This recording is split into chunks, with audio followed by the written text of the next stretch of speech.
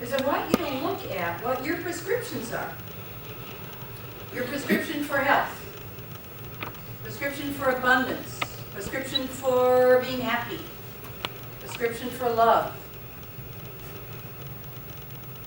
I recognize that very often now we live in a world that externalizes our prescriptions for everything. So in other words, if you want to be rich, you go get somebody who will give you money. Right? If you want to be healthy, you go to somebody who will give you meds. Right? Or personal training, exercise, and a nutritional plan and all that other stuff. But somebody else. Right? And prescription for happiness, often we go to the best entertainment, the best movie, the best comedian. We go externally. And one of the things I'm going to ask you as we bring this circle into more of a circle here is I'm actually going to ask you, what do you come to church for? What do you come on Sunday mornings for? Is it to externally get something, to be fed? Or is there something that could happen here from inside you? So that's kind of what I'm going to have you look at. What is your formula, what I'm calling prescription, for you having the life you really want, a good life? For living and loving and learning and listening and letting go and laughing. What is your prescription? I hope you know that it's very different for each one of us. There's no two who are alike. And we do have a tendency to put it into a form or a formula or a book or literally our little prescription pad and say, this is what you need to do to have what you want. And you know when I do that, I'm just giving you, because I do that, usually with affirmations or forgiveness or giving people exercises or processes. What I'm doing is I'm telling on myself. I hope you know that. That the doctor is giving you the best that he has in his little tool bag. So is the dentist and the attorney and the teacher and the preacher. All of us, including parents, are giving our kids what we believe is right and true for us. Even husbands and wives. I saw Ira nodding. Because husbands and wives do that too, don't they? Friends do that. And when somebody asks you for something, don't you try to give them the best you know because it's worked for you. So I'm just going to challenge you to stop a moment and ask yourself, what is your prescription for your life? So I'm going to have a little feedback coming from you. So your prescription for health, let me hear some of the words. What's your prescription for being fully alive, fully vital? Physically, peace, peace. I heard peace, yes. It's like an auction. To completely get down into the heart and surrender and let go. And spirit comes and just guides me and just big things happen in my life. So share this with the person, whoever comes to me. So get completely into your heart. Feel your heart.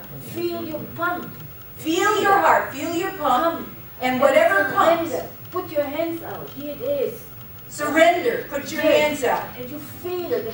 You're being moved. Yes. I'm dancing to the streets right now. Yes. You're being moved by the spirit within you, by whatever's in your heart, whatever moves you. What else? What's good for your health? Meditation. Meditation. Yes. Walking, I heard. Forgive, love, and laugh. Forgive, love, and laugh. Active involvement. Active involvement. Sound. Giving. Giving. Humor. Humor. Wisdom. Nature. Compassion. Compassion. Exploring. Joy. Skipping. Skipping. Don't you love it? Loving myself. Loving yourself. Giving yourself love. Giving yourself love. Forgiveness. Forgiveness. Walking a dog. Walking the dog. Rest. Rest. Hiking. So are you, Francis wants to say something else. Release judgment. Release judgment. So you heard yourself, right? And if you didn't hear yourself, you heard a lot of other opportunities, and you can kind of sort through your Rolodex and see which one kind of creates a little bingo for you, a little, aha, that's it. So how about abundance? How about abundance? What is your prescription for abundance? And by the way, it's very interesting. I started looking at that this morning. Prosperity, to prosper. You look at the origin of that word, that's very interesting and different, has some similarity to abundance, sufficiency, right? But right now, what is your prescription for abundance? Being full, sometimes I say full of it. Gratitude. Awareness. Awareness. Giving. Giving. Tithing. Tithing. Compassion. Compassion. Appreciation. Appreciation. Light. Light. Love. Love. Forgiveness. Non-attachment. No. Non-attachment. See, some of you are going, oh, do you hear all these teachers? You are sitting among teachers. What? Trust. Trust. Amazement. What? Amazement. Amazement. Are you starting to get the feeling that you're living among the ones who know? You're living among the ones who know. So what's your prescription for happiness? Thank you, Robert, for bringing up that beautiful blue poster. What's your prescription for happiness?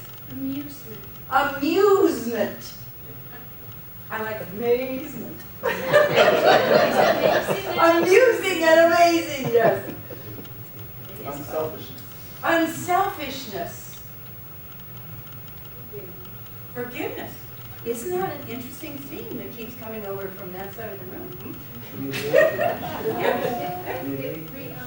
Uniqueness. And she said, yes, forgiveness unblocks everything, opens the throat for everything good.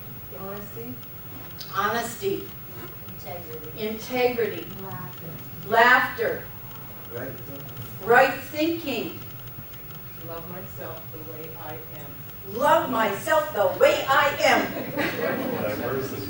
Joyful acceptance. Diversity That's happiness. is happiness. Sharing. Sharing. Worthy. Worthy. Meaning. Meaning. Appreciation. Appreciation. Listening. Listening. I'm not a great believer in tattoos, however, I don't really have anything against them. But this is almost like worthy of you tattooing on your mind your choice. Because when you remember your highest truth, show up, pay attention, tell the high truths for you. Is there something else over there that I missed? No, okay. Tell the high truths for you. And keep it remembered in yourself, your soul, and then let go, surrender, and move on in your life. Are you remembering what you said out loud? Was it for you or was it for all of us? Because sometimes I think we're busy sharing what we're sharing for the audience, them. And we forget that the first receiver of all good must be ourselves. That we must hear our words. I'm listening. Yes, I listen to you too. Because in that I get awakened or sparked or ignited. More light, more light, more light. But I must listen and hear. I must receive the good that I share. I must have the happiness that I give. I must be whole within myself to see and create wholeness, health, prosperity in every way. So stop again and ask yourself, what is the missing piece perhaps for you? How have you perhaps been distracted, or delayed, procrastinated, or detoured, or overwhelmed, or gotten afraid and shut down? What's the place that you have somehow stepped out of your own lane your own lane of traffic, your own right way to be. What's the place? And then what are you going to do about it? For Yes, me, it was always fear. it was fear. Always, Always fear. yes. Always fear. This morning at our Miracles Mindfulness that we did this morning, we talked about healing the fear, and we looked at what fear actually does, and how it shuts us down, and how it detours or distracts. Can you still hear me? It's like having a jiggly thing on my ear. You can turn it off. So if it's fear, if it's somehow I've gotten distracted by fear, does that fear belong to you? No. So what does that fear need? If it does not belong to you, what does it need you to do? Feed it. So, but that isn't what you need to do. You need to do something about the fear. That's true. So you don't- But basically, It's there because you fear feed it. is because you fed it. Yes. So then you quit feeding it. Like a stray cat. Yeah.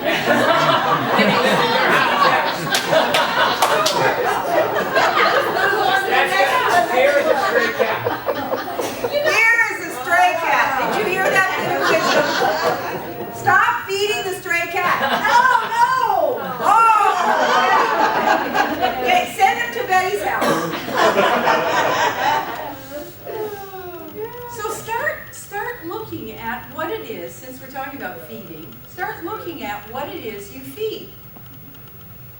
What is it that you feed? What is it that you give your attention to?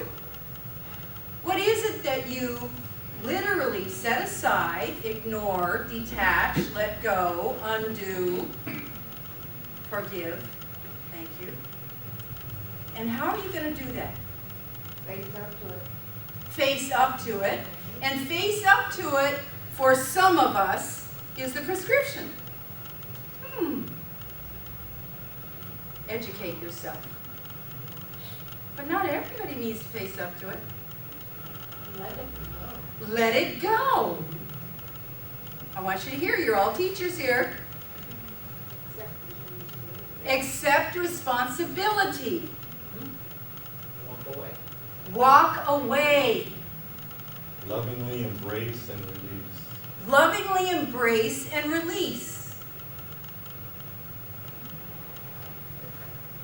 And sometimes it cannot be done. Like I experienced something yesterday. I went to the camping group and I went to the bathroom, which was maybe only 40 seconds away from the campground.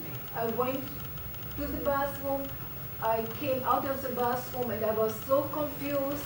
And somebody watched me becoming so confused that I experienced something when I was lost as a kid and held up in the air. And I started to shake and I started to get a fear attack. And they asked me, whom did you come with? I couldn't even say who I was coming with. Yes. So I experienced something that was happened 60 years ago. Yes. Yes. So then I found my family. Yes. So I have to look into that. And So let me just say for Maida, because some of us have that. In fear, you get lost, you know how that is, and you get confused. So some of us need to ask for help. And some of us are so independent, self-sufficient, we don't want to ask for help. So some of us just need to say, help. And it could be help from someone we call a stranger that's really our brother or sister, or it could be help from God within, or it could be help from above, or it could be help from the nearest tree, right? Some of us just need to ask for help. Some of us need to suck our thumb and self-soothe, or rock. Sometimes when I meditate, I find myself rocking, moving, right? Kind of like the tree in the wind. Some of us may need to lay down and take a nap, or belly breathe, or do some yoga or stretching. What do you do when a fear comes up, something comes up to distract, delay, detour you, depress you, or cause you despair, all those D words, right? What do you do? take a drink. Take a drink. Take some vodka. That's absolutely true. You know, for some people that's it. Right? Some people take a pill. Eat chocolate. Eat chocolate. Some people eat chocolate, right? Go for a walk. Go to your heart. What do? Talk to birds. Talk to the birds. Change Now, your thinking. Change your thinking. change your thinking. And go for a walk. Go for a walk. Give it time to pass. Give it time to pass. Sit with it. Find a hug. Find a hug. Remember love within. Remember love within. Give it to God. Give it to God. Go out in your garden and let the dry blossoms off your roses and flowers. Go to your garden and pluck the dried blossoms off your roses. Clean something. Love a child, or an animal, or a plant, or a person. Go swing on a swing. Sing a song. Look deeper into the cause of the fear. It usually comes up. Look deeper into the cause of the fear. Ask what it's trying to tell you. Ask what it's trying to tell you. I want, from this simple exercise process gathering, I want you to begin to recognize the wisdom within you. I want you to consider more what you have within you to share, to give, to express. I want you to start looking deeply into your heart, mind, soul, self, being, essence. And say, what am I here to remember? What am I here to remember? What am I here to give, to realize, to share? What is mine to be?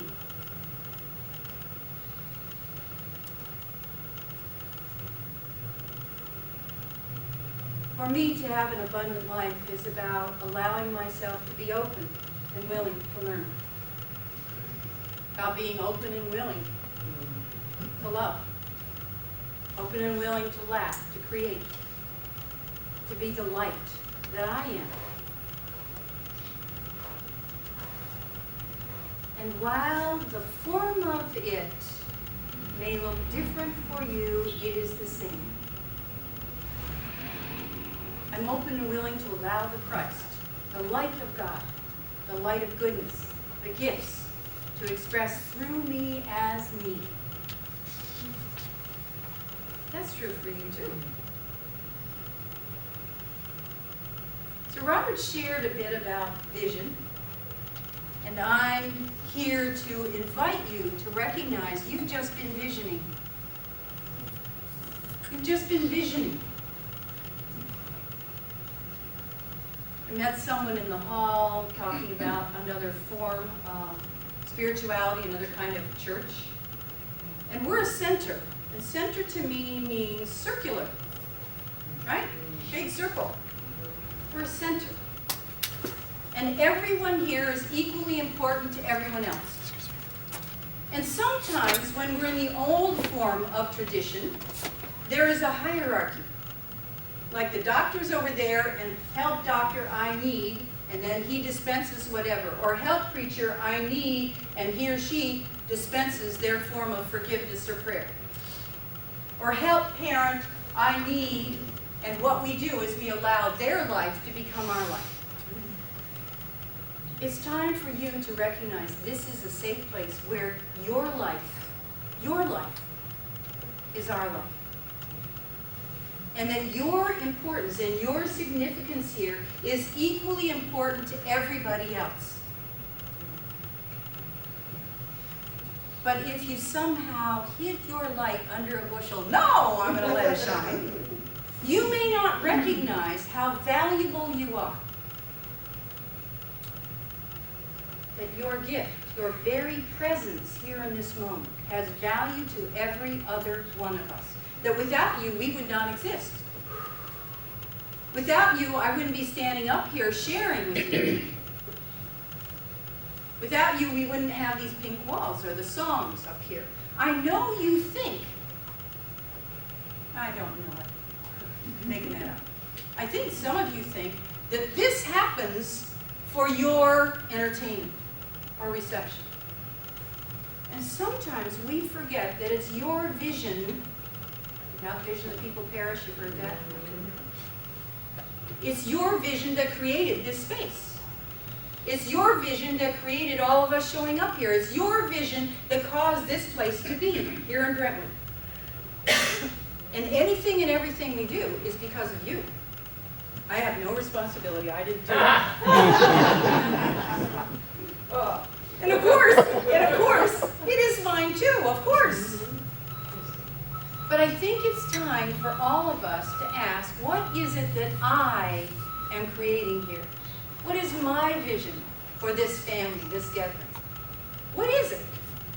And I want to hear some of your words. What is your vision for this? I mean, I could say there is this board of directors. Remember I said the board meets after this, oh yeah, we have this heavy board meeting. So what is it? Thank you and bless you. I get you need a ride. Yeah? So, yes, I was saying thank you to you. Yes, I'm glad you're here. So what is it? What is it that you actually see this as being for you?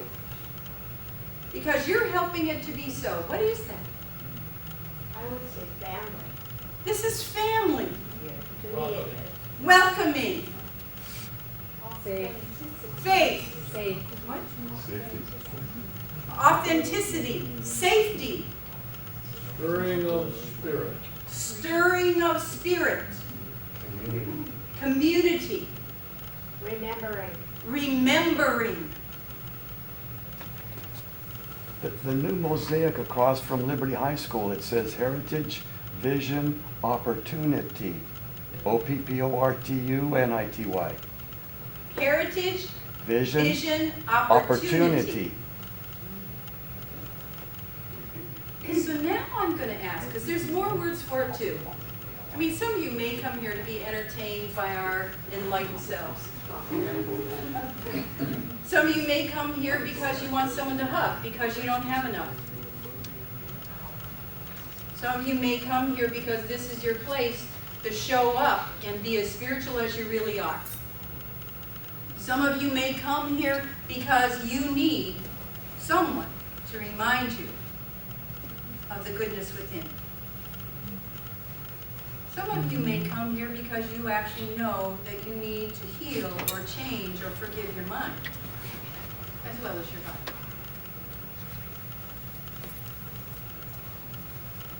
So what is it you came for, and how do you create that? This is my anchor, and it's where I come to remember. An anchor and where she comes to remember. Excuse me, but I just thought of that one where you're standing on the dock and you reach out and step in the boat. You know what I'm doing? So this is anchored, right? Yes. Enlightenment. Enlightenment. Yes. Yes, Florence. Connecting to Francis. one another Connected to one on a another. higher level for loving each other. Loving each other. Yes. Another avenue for learning, and not just from you, but from everyone here. Learning from everyone here. A camaraderie with other